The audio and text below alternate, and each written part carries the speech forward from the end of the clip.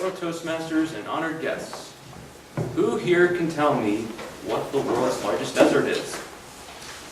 Sahara. I'll give you a hint.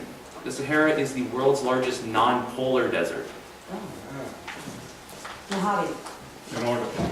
Antarctica. Yes. The world's largest desert is Antarctica. Oh. Only 8 inches of rain fall on Antarctica every year. It is 95% ice and only 5% rock. Many nations have claimed Antarctica, or at least parts of it.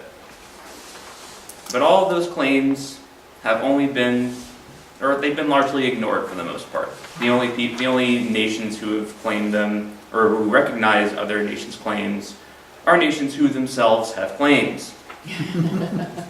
So, an agreement was made to only conduct research on this continent. And the United States has a couple bases, one right at the South Pole, and one somewhere over here, called McMurdo. And several others have bases all around here. Now, the fact that all of these bases continue to exist is kind of a marvel in and of itself. Because, well, let's try to go to McMurdo right over here. Now, McMurdo is actually in one of the warmer parts of Antarctica. On average, it's a balmy -2 degrees Celsius. Now, there are 2 common ways to get there. The first is by boat. And in order to reach there by boat, first all the ice has to be chopped away from Antarctica. And the Coast Guard actually sends a boat every single year to do this. And you're probably arriving on a very large cargo boat due to budgetary concerns and all of that.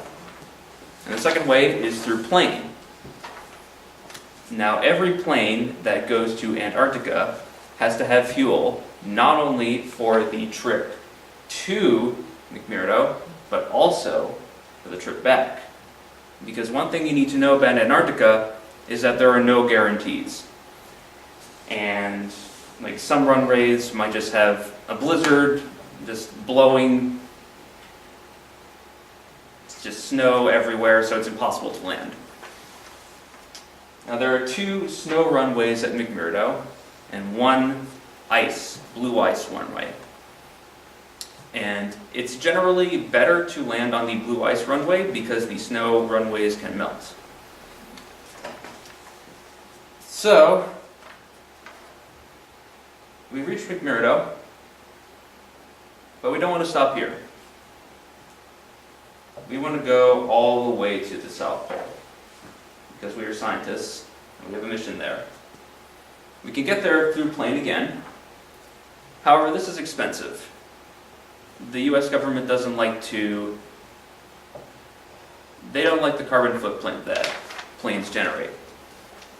So, one thing the US government did was carve a highway all the way from McMurdo to the South Pole. Now, a highway, in Antarctic terms, is compressed snow. One reason why you can do this is, again, because Antarctica is a desert. Only 8 inches fall over the course of the year, which means snow is pretty much, any snow that lands is almost permanent. Now, in spite of this, tractors still occasionally need to be, they still need to clean the pavement. And now, there's one other thing, one other large fact about Antarctica that can limit, or significantly limit travel. And that is the fact that wintertime in Antarctica lasts for 7 months. And during those 7 months, it is pitch black. Temperatures at the balmy McMurdo can reach as low as -25 degrees, and at the South Pole station, the South Pole Research Station, it can get as low as -94 degrees Celsius. Now, if you were stuck at the South Pole Station, you're pretty much stuck there for 7 months. No planes are allowed to go to Antarctica except for extreme rescue missions. And there was actually one conducted recently, and they used one of the only craft in the world that is capable of flying in extreme environments, the Tamed Otter, a Canadian craft which can fly up to, or in weather as low as negative 75 degrees Celsius. Even then though, the fuel, the hydraulics, and the batteries all need to be warmed, because fuel actually freezes at negative 60 degrees Celsius. Now why stay at Antarctica, or why stay at the South Pole Station, or anywhere in Antarctica for the duration of those 7 months?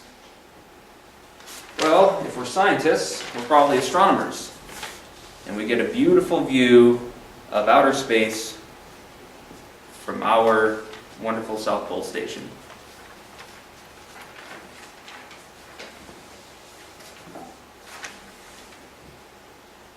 Thank you.